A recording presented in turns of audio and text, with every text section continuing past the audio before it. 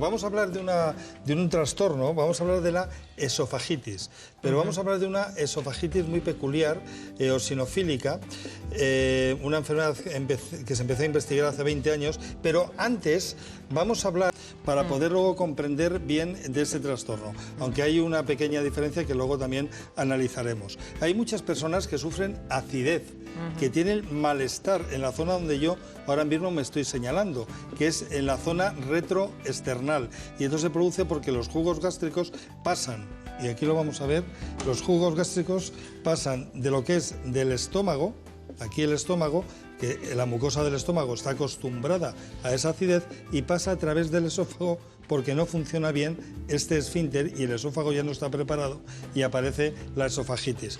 Para que todo el mundo lo entienda correctamente, el por qué se produce ese reflujo y esa esofagitis, vamos a pensar que el cuerpo de la botella es nuestro estómago, que el interior, que en este caso es vinagre, es el jugo gástrico, ¿no? Y este cuello podría ser el esófago y a esta altura estaría el esfínter que impide que se produzca el reflujo, ¿no? La caída del contenido gástrico al esófago y que, por lo tanto, no se produjera, bueno, pues que se estuviera vertiendo todo el contenido a nivel del esófago, irritándolo y produciéndole esa esofagitis con la aparición de la sintomatología que es acidez, malestar, náusea, vómito, opresión en el pecho, dificultad para tragar, ¿no?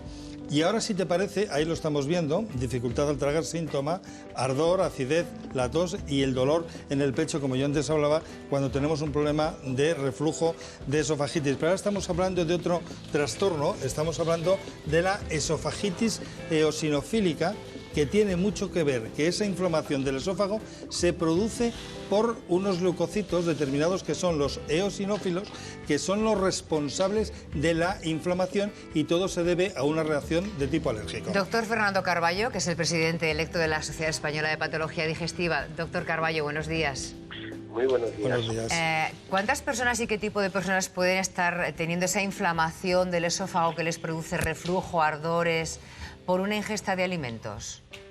Pues el número exacto de las personas afectadas por la esofagitis eosinofílica no lo conocemos exactamente porque puede haber casos que no sean diagnosticados, pero en general es un fenómeno que estamos viendo cada vez con más frecuencia y dentro de un fenómeno que sería muchísimo más raro que la esofagitis, que también han explicado hace un momento por reflujo, sería mucho más raro, pero un fenómeno emergente. Lo que sí podemos es decir qué tipo de enfermos. Suelen ser enfermos jóvenes, incluso niños, en los cuales se desarrolla este proceso que yo diría que, igual que han explicado la esofagitis por reflujo ácido de una forma tan clara, diría, imaginemos que sobre la piel vertemos ácido, se produciría una quemadura. Imaginemos que la piel tiene alergia, aparece una roncha. Pues eso es lo mismo que ocurre en el esófago. En el esófago, este tipo de esofagitis se produce por una inflamación alérgica. Claro, por eso los leucocitos se llaman eosinófilos. Pero ahora, doctor Carballo, tenemos que ver, incluso me está hablando de críos, con lo cual sabrán qué alimentos son los que más pueden generar ese escozor, ¿no?, en la pared del esófago.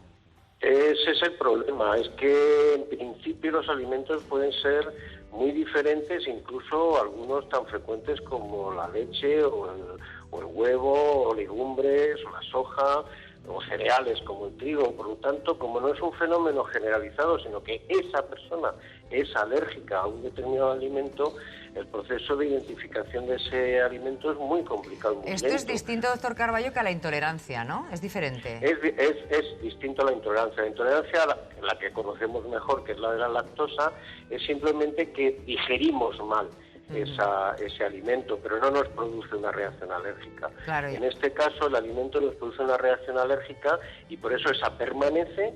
Y además, al permanecer y no saber exactamente qué nos la produce, va empeorando, va produciendo síntomas, los que ustedes han descrito, dolor, etcétera, e incluso al final pueden producir lesiones en el esófago. Claro, y en caso de, por ejemplo, tanto los padres, madres que estén preocupados por la alimentación de sus hijos, si tienen ardores, reflujo, esa acidez, un crío pequeño, ¿qué tendría que hacer y a qué tratamiento sería sometido?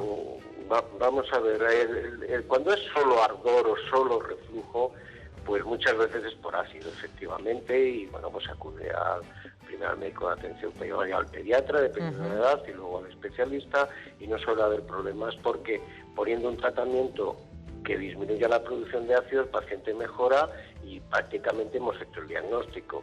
Si queremos más certeza, haríamos la endoscopia. En este caso son niños, jóvenes o adultos, que puede darse en cualquier nivel, que además de que puedan tener algo de dolor, sobre todo lo que tienen es dolor, dificultad al tragar, sobre todo este fenómeno, la dificultad al tragar, incluso que se detiene el alimento en el esófago por esa inflamación. Estos síntomas, si persisten, ya son los que obligan a ir primero pediatra, médico de atención primaria y luego especialista si hace falta, para que se sospeche esta enfermedad. Si se sospecha esta enfermedad, entonces, por desgracia, en este caso, la única forma de diagnosticarla es la endoscopia, la introducción de un endoscopio, pues, doctor, para poder ver y tomar biopsias. Doctor Carballo, muchísimas gracias, lo ha explicado de maravilla y nos ponemos todos alerta. Hombre, mientras tanto, doctor Abellón, Sergio, ¿no le tenemos en la cocina algún alimento, pues no para evitar sí que te dé ardores? Habrá alimentos que te generan ardores y otros que no, pero claro, lo de la dificultad de tragar, eso sería más complicado. Bueno, lo primero que hay que aclarar es que si tenemos acidez, tenemos que ir al médico para que nos explique y nos diagnostique cuál es la causa que nos está produciendo esa acidez, como bien nos ha dicho el doctor.